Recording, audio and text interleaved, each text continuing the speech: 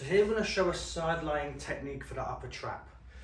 The great thing about this side lying position, it allows us to really apply a stretching force and a myofascial release at the same time.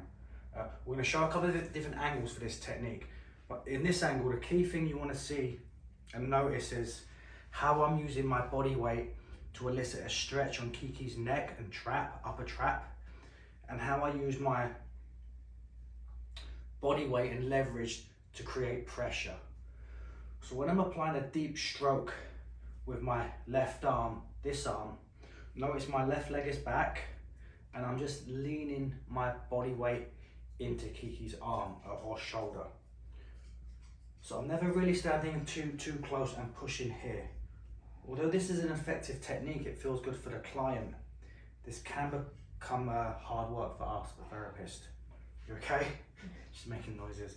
So I step back and I use my back leg and my body weight and I just lean.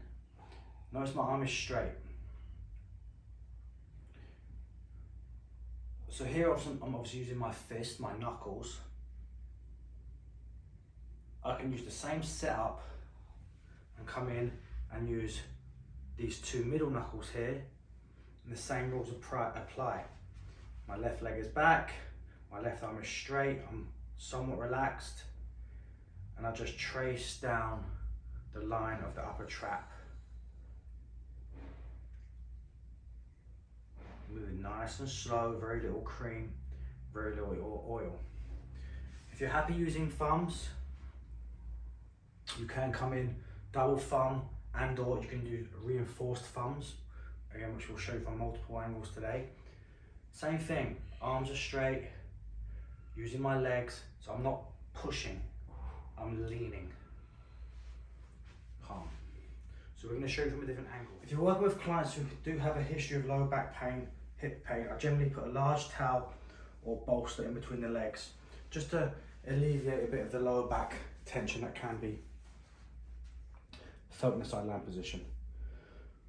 So of course now we're working the upper trap, we're using really good body biomechanics, and I start the stroke around the acromion clavicular joint, which is this bony protuberance here, and we want to finish in the upper part of the neck. So we want to cross and cover the whole upper trap. So I'm going to use a soft fist using these three knuckles, and I'm gliding down. So my angle of push is always 45 and slightly angular.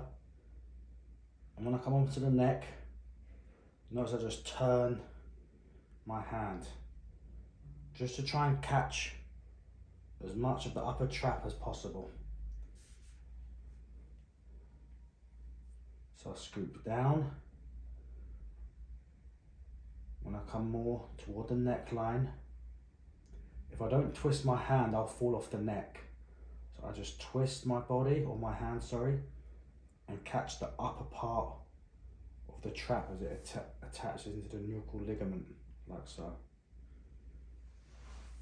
When I'm doing this in clinic, I like to always use two hands.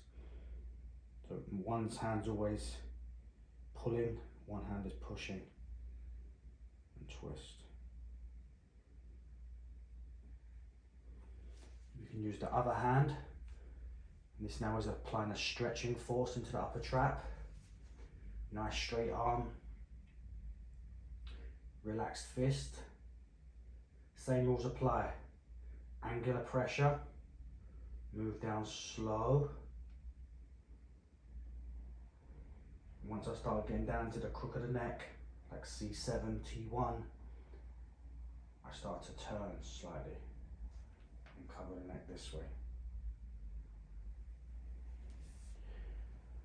If you want to be more specific, you can do reinforced thumbs this way.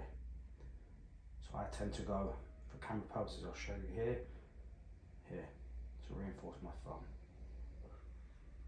So this thumb is doing the work, this thumb is relaxed, this thumb is hard. Here. If you're working with real big, strong, athletic populations, you can come in here Reinforce the thumb here. Thumb contact. Feels okay? Mm-hmm.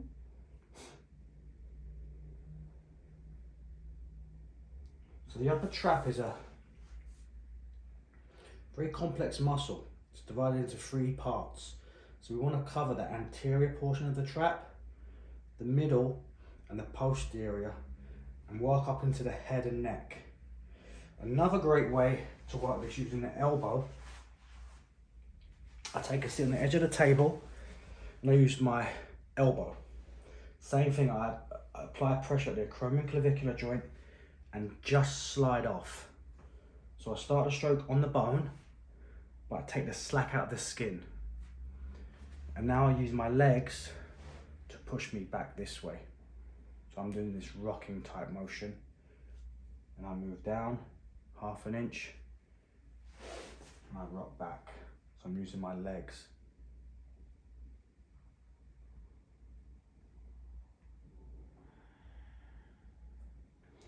Great way of generating a lot of pressure here without really working so much.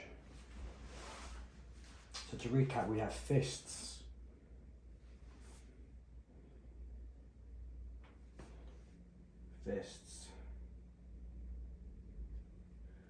reinforced thumbs or here, elbow in the seated position. You can come in here. So I'm going to be pushing across Kiki's neck this way. So this is a great way with people with upper cross syndrome. What tends to happen is the shoulders protract and the hood of the upper trap tends to migrate anterior.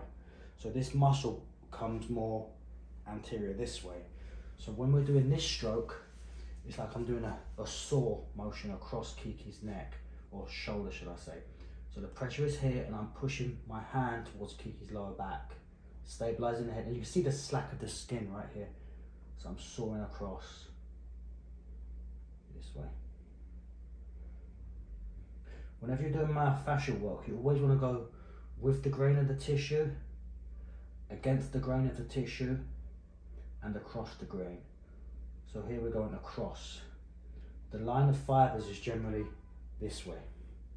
So now we're working directly across those fibers. Feels okay?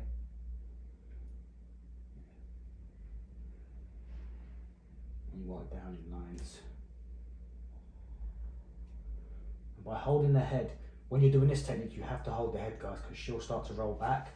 So I want to stabilize her head and neck, and you can feel you can see the tension probably on camera there. Upper trap is a part of the tight line in Young's upper cross syndrome.